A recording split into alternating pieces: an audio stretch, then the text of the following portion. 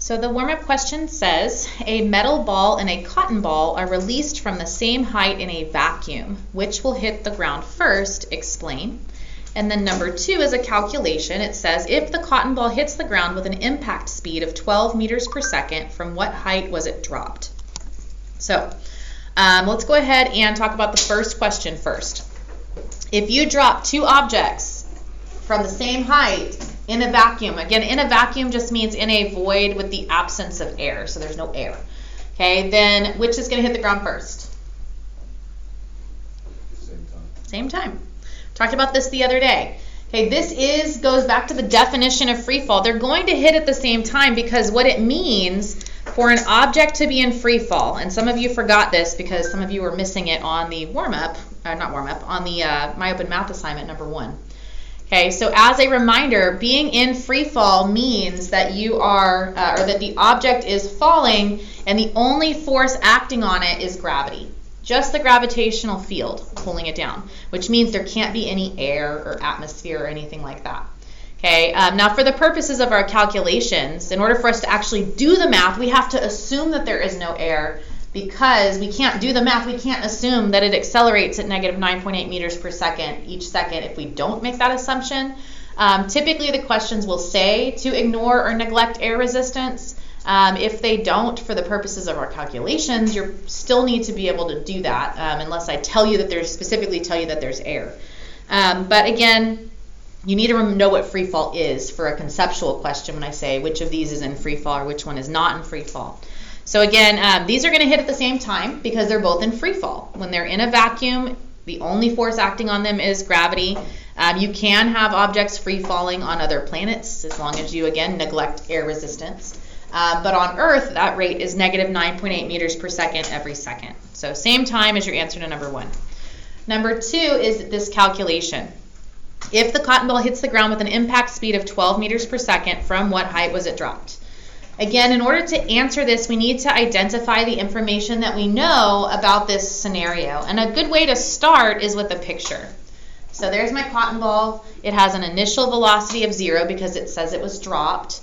And it is moving 12 meters per second at that moment before it hits the ground. That's its impact speed. I know it's going down. So I have that in my image there. And then I'm going to label the information. Again, it's some of the same stuff I already saw. My final velocity is negative 12. Impact speed is the final. Okay, my initial velocity is 0. What else do I know about my cotton ball? Acceleration. It's not in the question, but you need to know for an object in free fall, which this is, since it says in a vacuum, my acceleration is negative 9.8 meters per second squared. So I have VF, I have VI, I have A, and I'm trying to find height. Height means I need to find displacement. Okay, I need to figure out the displacement of the cotton ball so I can then use that. It will be equal to the height, but I can use it to find the height. So if I'm solving this, VF, VI, and A, that's what I know. I'm trying to find delta X. Which of these equations on my screen could I use to solve for delta X given the information that I have? Equation A, B, C, or D?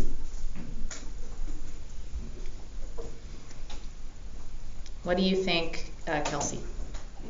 B.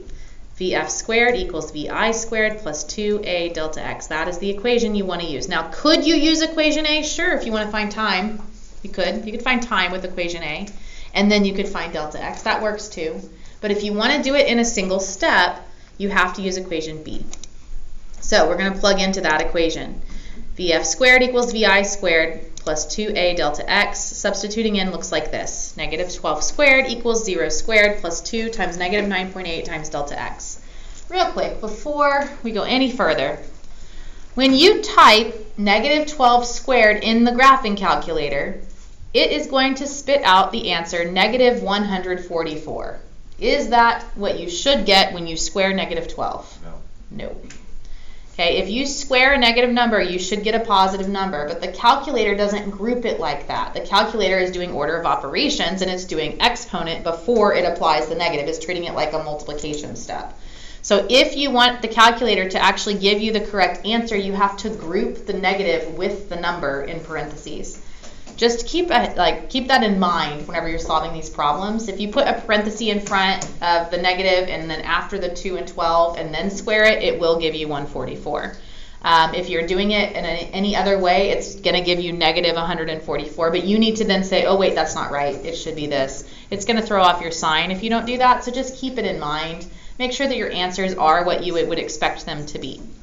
Okay, so again, if you type it in the calculator, that would be 144, if you type it right, equals 0 plus negative 19.6 times delta x.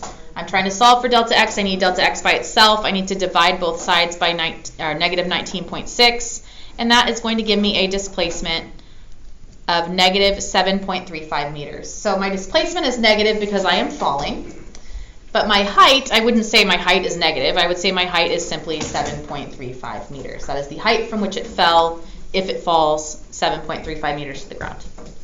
All right, so again, that is how you would answer question number 2. Does anybody have a question about the warm-up? Okay, a couple follow-up questions. Again, we just talked about this. The cotton ball was dropped in a vacuum. It had an impact speed of 12 meters per second, and we just found that it fell 7.35 meters. Okay, what would the impact speed of the metal ball be if we dropped it in the same vacuum from the same height? How is the metal ball's impact speed going to compare? Is it going to be faster, slower, or the same as a cotton ball? The same. Y'all already told me the times were the same, but so are the speeds. Okay, if it's in a vacuum, there's no air resistance. They're both accelerating at negative 9.8 meters per second each second, so they're both going to be moving the same velocity when they hit the ground, because they're going to hit the ground at the same time. Okay, so the impact speed would be the same. Okay, second question, how would the cotton ball's impact speed compare if it was dropped through air? What if I did it in this room? Would it be faster, slower, or the same? Slower. Slower. We haven't really talked about air resistance, but you've seen it in real life. If you drop an object like a cotton ball or a feather, we saw that one in the video, it's going to kind of drift and float its way down because of that air resistance. It's going to affect lighter objects more than heavier ones, and we don't really get into that. There's some math associated with that as well, but I just wanted to mention it. Okay, and you all already know it from just life. The third one, what if it was thrown down instead of dropped? Would it be faster, slower, or the same speed at the end if I threw it instead of dropped it? What do y'all think? Faster, yeah, it would be faster, because now we're adding that velocity still. It's still negative 9.8 meters each second, okay, meters per second each second, okay, but now we're adding it to something other than 0. Okay, so we're adding to an initial velocity that isn't 0, so you're going to get a faster velocity at the end. All right, so again, just wanted to make sure y'all could answer some of those questions just conceptually. And then I'm going to do one more calculation with you. This one is similar to the one that I did yesterday at the end where we threw something up in the air, but this one is actually more complicated. Okay, so I would very strongly encourage you to write it down so that you have this as an example to look at later. I'm going to warn you beforehand, this is a lengthy problem for me to solve and for you to solve as well. Okay, but I do want you to understand each of the steps to it so that you can do it on your own if you were asked to. I don't know that we'll have it this test, but you might have one like this on the next one. I'll check and see. You might have one on this one. It says, suppose a penny is tossed up at 7 meters per second from the top of a 215 meter tall hotel.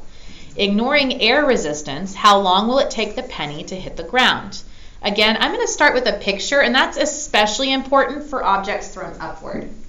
Okay, so this is my diagram, and you might have it drawn differently, that's fine, but I have my initial height of 215 meters labeled. I have my initial velocity of 7 meters per second upward, and so this penny, this is a white circle on my screen, is going to go up to some height, and then it's going to fall back down to the ground. Okay, so I know that information, and so I can label it in a picture. Again, if we're going to solve anything, we need to start by listing what we know. We already listed some of it in the diagram. We know that the initial velocity is positive 7 because it's upward. We know the initial position is 215 meters. I hesitate to call this my displacement because when I throw something upward, and we talked about this yesterday, I need to analyze the upward motion kind of separate from the downward motion. So we're going to have a time up and a time down. We talked about that in the example yesterday. And so my displacement to get up here isn't 215. That's the starting point, okay? And then from here down to there isn't 215 either. So I'm just going to label the initial position as 215. And so that's x sub I, initial position. Delta x is change in position, but I don't have, well, the final, I guess, ends up being 0. But we're going to talk about how we're going to use this in a minute. Okay, so those two things are in the question. What else do I know about this penny?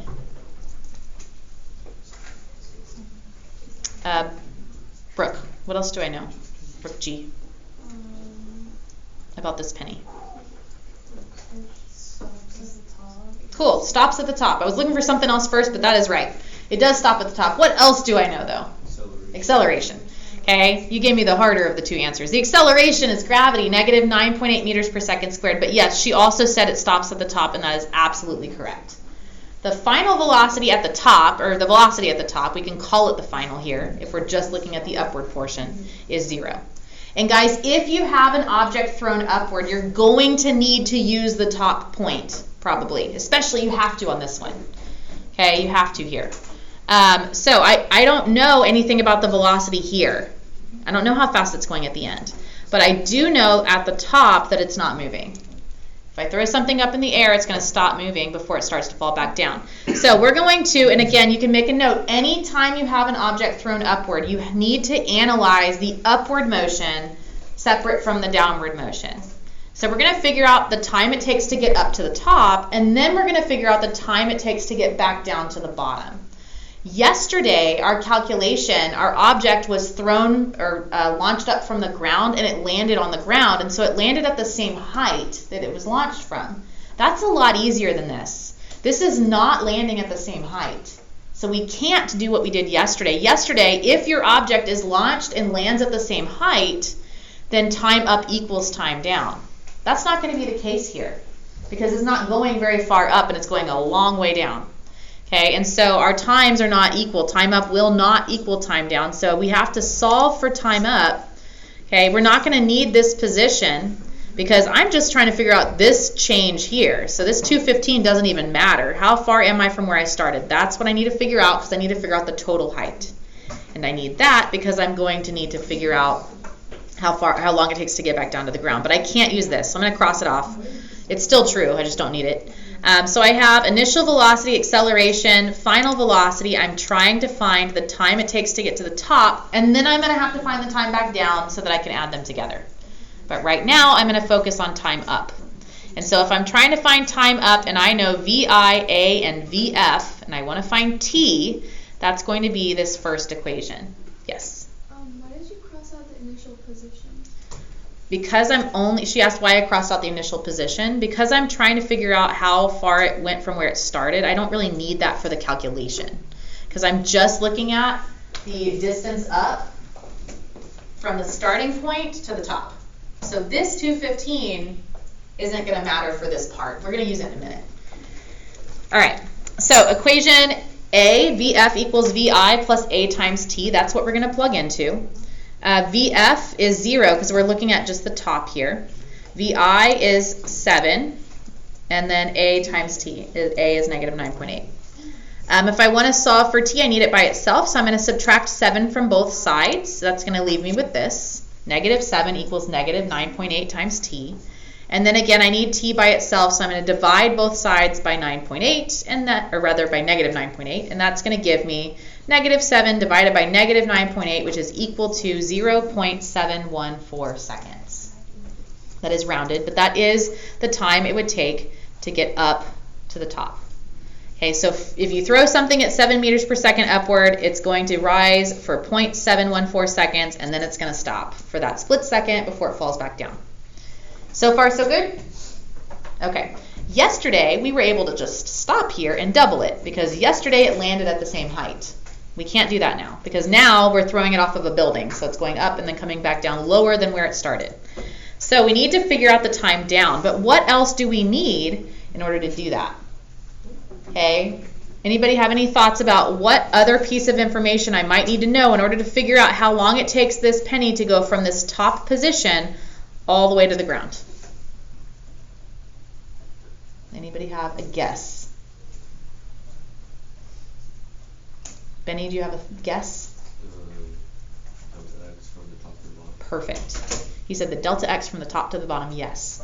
In order for you to answer this, you need to know how high it's falling from.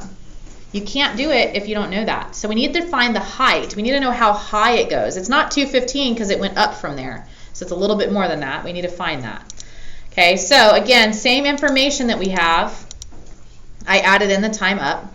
We need to find delta x before we can find time down. I can't solve for the time down because I don't know how far it's falling. I know it's falling from more than 215. That's all I know.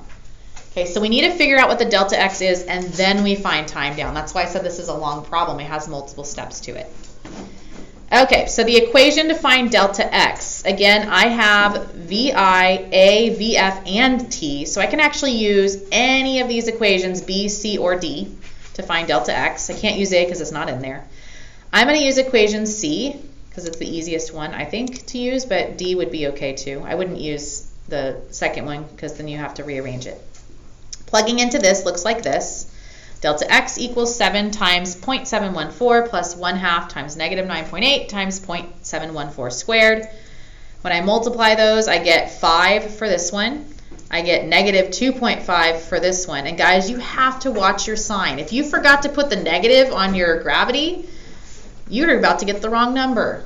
Because 5 plus 2.5 is not the same thing as 5 plus negative 2.5. This is really subtraction here because I'm slowing down. Okay, and so my change in position is 2.5 meters upward. I got a positive 2.5. I threw it right here, and this rises 2.5 meters. That's not my height, though. That is how far it rises from the height I started at. I started at 215, so the height is 215 plus 2.5. Which means the height from which it falls is 217.5 meters. That is how high it is at the maximum height right here. So now we have to find time down. Now that I know the change in position and I know how fast it's moving up here and acceleration, I can find time. So let's go ahead and look at that. Okay, so here's all the information that I had before. I added that delta x. Guys, you can't use all of this. Because we're looking now just at time down, you can't use this velocity you started with right here. That doesn't matter for the second part. Because is it going 7 meters per second right here at the top? No. So you can't use it. Because we're just looking at the path down now. Okay, so we can't use this. I also can't use the time up right now. That's not going to help me find time down. So I'm going to ignore those for a minute. They're still true for the whole motion, but we're only examining from the top down. So how fast is it going at the top? What is my starting velocity now? Natalie, what do you think? How fast is it going at the top? 0. So this right here, this velocity at the top, is now my initial velocity for my second calculation. Okay, so now I have VI at 0. I have A, I have delta x, I can find T, time down. Okay, with VIA delta x, and I'm trying to find T, again, going back to equation C again. So plugging into this looks like this. Negative 217.5 equals 0, because VI is 0 now, plus 1/2 times negative 9.8 times T squared. Again, half of negative 9.8 is negative 4.9, so I have this. Divide both sides by negative 4.9 to get T squared by itself, and you get this. T squared is 44.39. I don't want T squared, I want T. Square root of that number is 6.66 seconds. Is that my total time in the air? I saw Zoe, what do you think? You have to add that one. There you go, you have to add it. Zoe's shaking her head. All right, so total time is time up plus time down. This is just my time down. My time up, I crossed it off a minute ago. I need it now, but it was 0.714. So now I have to add 0.714 plus 6.66, and I get a total time of 7.38 seconds. I told you this one was harder than yesterday. If you land at the same height, time up equals time down, so you just get to double it. If you don't, then you've got to figure out how high did I go so that you can calculate your time down so that you can answer this question. Okay, initially I had it asking how fast it was going, but then you would have to do all of this and then solve for VF. So I made it a little shorter. Okay. Does anybody have a question about this? I'm hoping not. I'm hoping you can figure it out, but we're about to find out if you can figure it out, because for the rest of the class period today, you guys should be working on mOM Math. Okay, the mOM Math assignment is the same one from yesterday, so if you didn't finish it yesterday, or if you didn't start it yesterday, you have the entire rest of the class period today to work on it. It's got 14 questions. So you need to get that turned in by 11:59 p.m. tonight. I would very strongly encourage you to work on it as for the whole period today to finish it. But if you've already finished it, then the next thing that you can be looking at is the unit summary, which is a Google Doc. It's not a sheet. It's not going to give you the feedback like the other ones did. I just unfortunately did not have the time to turn it into one, so it's not. However, we will be posting an answer key for it. That way you are still able to check your work. It will still count as your daily grade redo if you end up needing it. It will still count as bonus points on your test. Lastly, up there you have a quiz tomorrow. I mentioned that at the beginning of the period, but you have a quiz tomorrow. So it's really important that you understand what it is you're doing today. The mOM Math will give you an idea. The unit summary will give you an idea of that. Last thing I want to talk about, because I know it's on the mOM Math, okay? Real quick, this is not really on my screen, but look at equation B with me for just a second. V squared equals VI squared plus 2A delta X. If you solve for this, okay, if I'm solving for final velocity, we have to take the square root at the end, right? If we're solving for VF, you're going to have to take the square root at the end. Real quick, guys, what is the square root of 36? We'll just pick a number. 6. No. Yes and no. It is not just 6. Anybody know what is wrong with that? Plus or minus. Plus or minus 6. Okay, if you take the square root of something, technically your answer is not just 6 or whatever the number may be. It is plus or minus that value. I mention this because when you are solving for VF, you need to then think, is this going up or down? I'm telling you this because it's in the mOM Math. Okay, so there is a question where you're going to do this, and if it's going down, you need to know, oh wait, this should be negative. If it's going up, leave it positive. Okay, but make sure that you think about that. Ask yourself that question, because if you use, and it's really just this one equation, because if you are finding time, there's no such thing as negative time. So that one's going to be the positive. But if you're using this and solving for either VF or VI, and you take the square root, technically the answer is not just whatever the calculator shows, it is plus or minus that number. So you need to then ask yourself, is this going up or down? And then you can tack the sign on appropriately. Does that make sense? Okay, I just wanted to mention that because we haven't really dealt with that yet, but it is in the mOM Math assignment. All right, guys, so go ahead and get started on that. If you have questions as you are working, please let me know, and I'd be happy to help you with it. You're welcome to help your neighbors as well.